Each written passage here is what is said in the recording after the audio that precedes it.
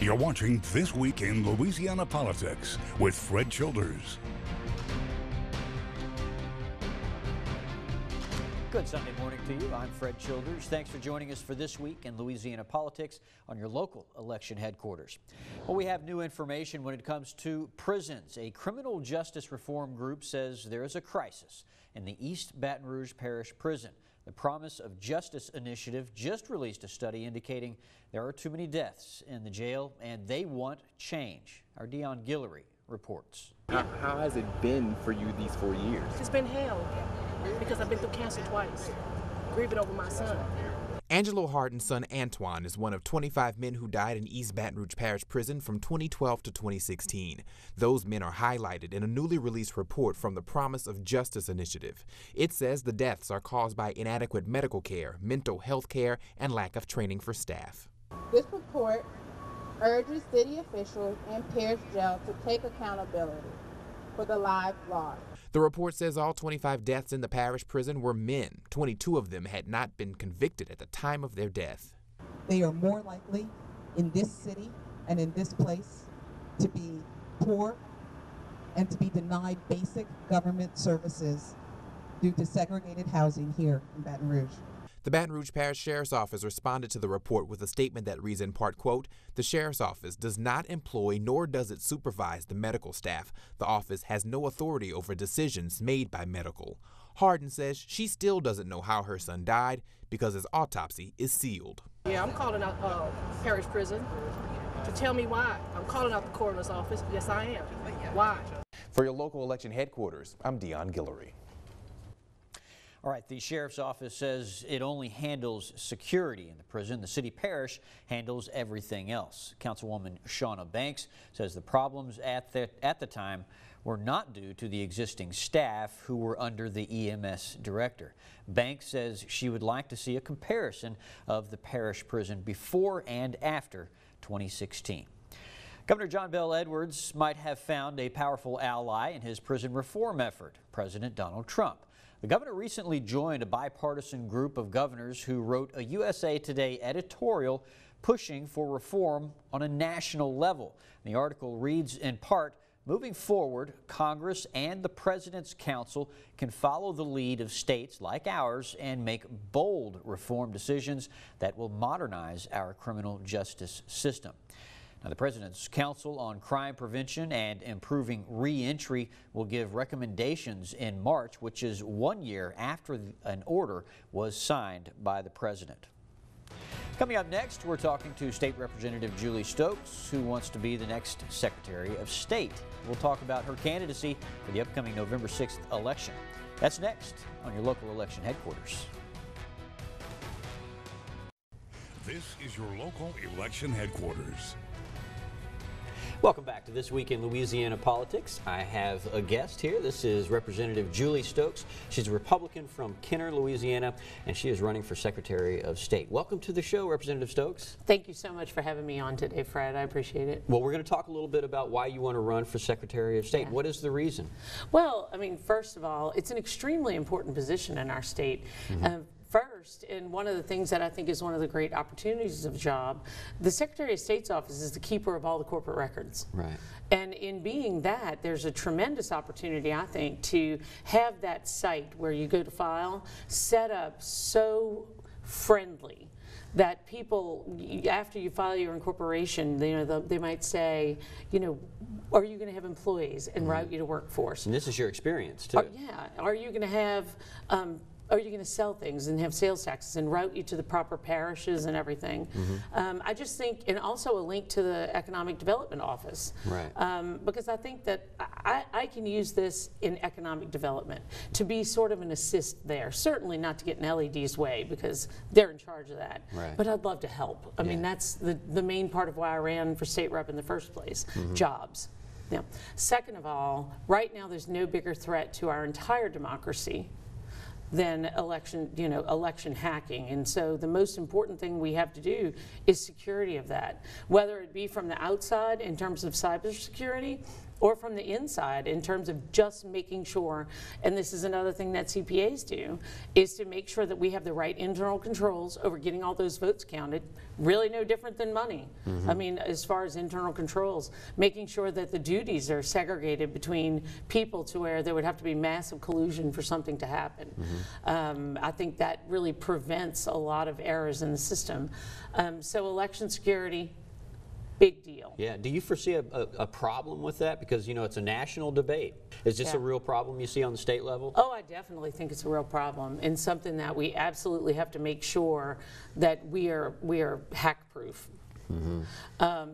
In terms of that, you're not talking any longer about your average kid, although they did have a kid that hacked into one of the systems of one of the states just last week. Right. But we're talking about people with a lot of experience that are well-financed and from opposing governments. So it's absolutely imperative.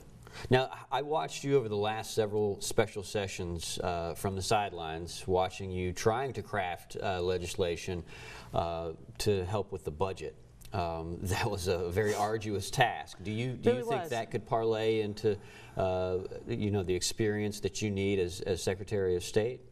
Well, absolutely, because a big part of, besides those two key jobs, I have a vision for this office that includes us not trying to solve our practical problems, which was what we had with the budget problem. Sure. As a CPA, nobody hires you to come in and tell them just the good news or just what they want to hear. Right. You have to actually talk about the actual problem and work on bringing people together for solutions. And I think I'm uniquely equipped for that.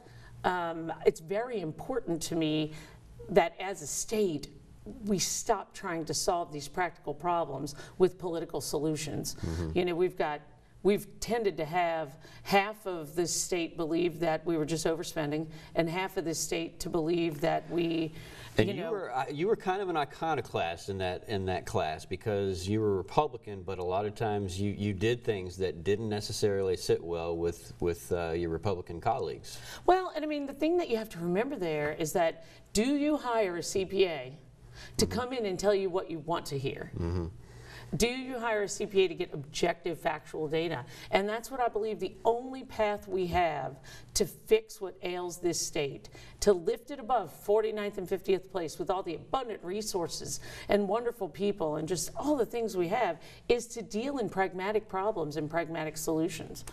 And so when you tell the truth and you're always just straight up and you don't necessarily always go with a narrative, that can get you in trouble sometimes, and I'm willing to have that happen because I think the truth is so important. You're willing to step in it, right? I am. You know, also another thing that I'd like to add, though, is in terms of this job in this department of our government right now, our State Department, they have just gone through, in that department, a horrific episode that unfortunately caused, it caused our Secretary of State to have to step down. I mean, the problem in this office right now isn't that corporations are being serviced.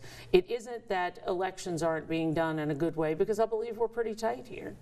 The thing that separates me from everybody else is that I have been and will continue to be a first responder in terms of sexual harassment and inappropriate behavior. And I think you can see that when you go back and look at the tapes from 2016. When there was things happening, I step up, I go to the mic, we change things. That's all the time we have. Representative Julie Stokes, Republican candidate for Secretary of State, thank you so much for coming on the show. By the way, if you're a candidate for Secretary of State and would like to come on the show and do exactly what Representative Stokes just did, email me at fchilders@brproud.com. Stay with us. We'll be right back. This is your local election headquarters. Welcome back. U.S. Congressman Garrett Graves spent last week in his home district talking to his constituents about the many infrastructure projects he's worked on for Louisiana. Now, he posed several quality of life questions to the Ronald Reagan luncheon crowd to illustrate how things are better all over, especially here in Louisiana. 10 Reasons We're Wrong About the World and Why Things Are Better Than You Think by Hans Rosling. You know, Mark Twain, many years ago, gave a quote where he said that it ain't what you don't know that gets you in trouble. It's what you know for sure that ain't so. So I'm going to run through the answers to those questions. In all low-income countries across the world today, how many girls finish primary school? 20, 40, or 60%? It's 60%. Number 2, where does the majority of the world's population live? Low, middle, or high income? It's middle income. Number 3, in the last 20 years, the portion of the world population living in extreme poverty. Has it doubled? Has it remained more or less the same? Or is it almost halved? It's almost halved. What is the life expectancy of the world today? Is it 50, 60, or 70 years old? It's 70. How did the number of deaths per year from natural disasters change over the last 100 years? Has it more than doubled? Thinking about the population of this world expanding. Has it more than doubled? Is it about the same, or has it decreased to less than half? It's decreased to less than half. How many of the world's 1-year-old children today have been vaccinated against some form of disease? 20, 50, or 80%? It's 80%. Worldwide, 30-year-old men have spent 10 years in school on average. How many years have comparable aged women spent in school? If men have spent 10 years, it's 9 years. 9 years compared to 10. And in 1996, tigers, giant pandas, and black rhinos were all listed as critically endangered. How many of those today are listed as critically endangered? 0. None of them. How many people in the world have some access to electricity? 20, 50, or 80%? It's actually 80%. So look here, the reason I bring this up is I bring it up because I think of this perception that I feel like just is everywhere about how things have changed for the worse all over the globe. Things have changed for the worse in the United States. Things have changed for the worst in our state. You know, I came into this job, and when we were around campaigning, when we first started, people brought up issues that they said, these are our priorities. We want to get better traffic solutions. We want to fix the Washington Street exit. This Comey project that's been around for 30 years, and if you're in the river region, nearly 45 years, the West Shore project. People are saying that I'm sick of paying higher flood insurance rates. I'm tired of the Corps of Engineers taking decades to study projects and not ever actually finishing them. And those are all things that we began working on. And so I'm here to talk about good news and helping to set the record straight. Good news in that in the time that we've been working on this job, we've taken y'all's priorities and we've worked on it. We have a great team of people, some that are represented here today. And we've been able to get $500 million in increased transportation funds. We've been able to start a new transportation grant program that the state's benefited $100 million off of so far. The reason that we now have construction going on between Highland Road and 73, which is a Prairieville-Dutchtown exit, is because of federal funds that we were able to work through a grant program. The reason that we just announced a few weeks ago that the Terrace exit, Washington Street, is all going to be reconfigured is because of federal funds that we were able to achieve and address something that had been around for 40 years.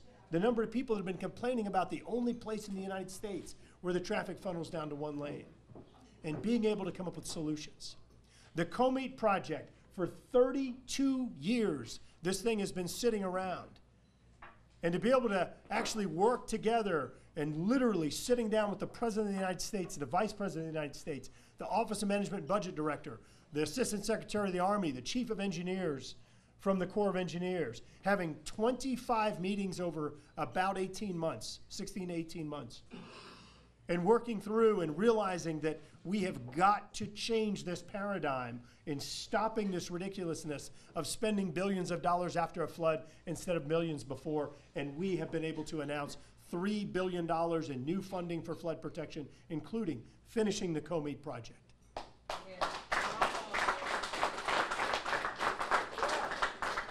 Including $255 million in investment for East Baton Rouge Parish flood control, which is Blackwater and Beaver Bayou up by Mayor Shelton, Jones Creek, Ward Creek, and Bayou Fountain down in the southern parts of the parish. Been able to announce $760 million for the West Shore project, a project that literally has been in study phases for 44 years. 44 years been studied by the Corps of Engineers without actually putting a shovel in the ground and actually regressing a bit, going back to Comey.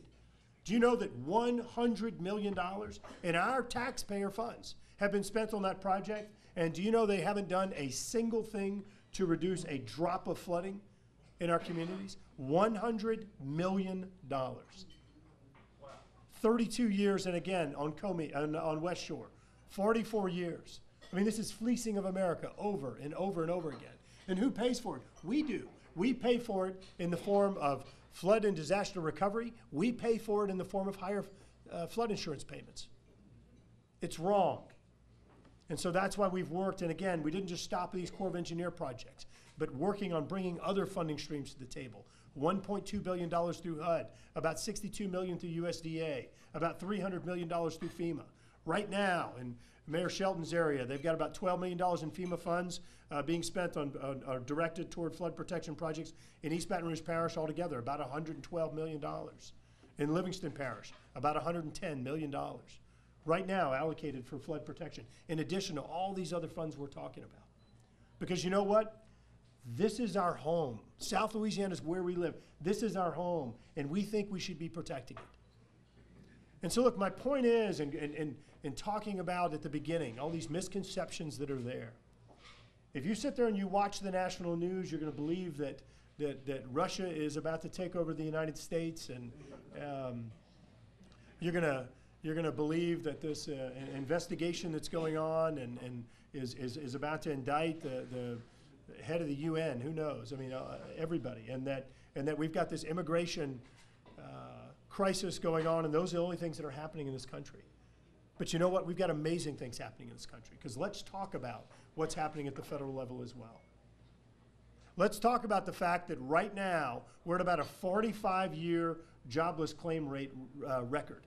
Let's talk about the fact that over the last 11 months, over the last 19 months, we've declared 11 months where we've had record employment rates, including right now, about 156 million jobs in the United States. Let's talk about that.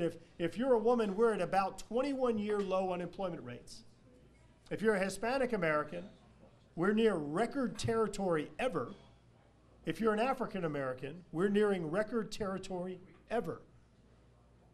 We're seeing in the first quarter of this year, from Apple alone, $350 billion brought back and invested in the United States because of changes we made in the tax code. Simply modernizing the tax code, updating it, and helping to improve the competitiveness of the United States, and complementing that with some of our regulatory reforms. Understanding that rules and regulations, things we make businesses and individuals jump through, cost money to comply with. So I want to ask you, dismiss what you're seeing and hearing about what's actually going on, because the reality is that America's back. In Louisiana, we're doing a pretty good job to getting us to a great spot as well. We've got some more changes we need to make at the state level. We do. We need to be more aggressive on tax code changes. We need to have a constitutional convention. But I'll tell you, in the 3.5 years that we've been doing this, you all have identified priorities for us. And we've gone in and we've taken things that haven't just been problems for the last few months or last years, but literally problems that have been around for decades, working with many people in this room and bringing solutions to the table that are going to have a real impact on real lives every single day. Now, we've got a lot more work to do. We've got more work to do at the federal level. We've got more work to do at the state level. But I'll tell you, as mentioned a little while ago, yes, we're running for re-election. And we decided to run for re-election, my wife and I, the family, our team, because we think we have more work to do. I think we're going to recognize it whenever we get to that point to where we don't think we can be effective anymore. We've got more work to do. We've got more work to do in Louisiana. We've got more work to do at the federal level. But I'll tell you, I'll be held accountable to our record over the last 3.5 years all day long. This is what representation's about in my mind and my view. I appreciate the opportunity to represent y'all, and looking forward to having the opportunity to do it for a few more years so we can continue knocking down obstacles, we can continue making progress, and we can continue addressing y'all's priorities. Thank you. That was Congressman Garrett Graves. Up next, we'll have a look at the week ahead on your local election headquarters. This is your local election headquarters. Welcome back. This Week in Louisiana Politics is all about giving you a preview of what you can expect in the coming week. Taking a look at the schedule this week, tomorrow, Louisiana Department of Transportation and Development Secretary Sean Wilson will speak at the Press Club of Baton Rouge. Thank you for joining us for This Week in Louisiana Politics. I'm Fred Childers. I'll see you next Sunday right here on your local election headquarters.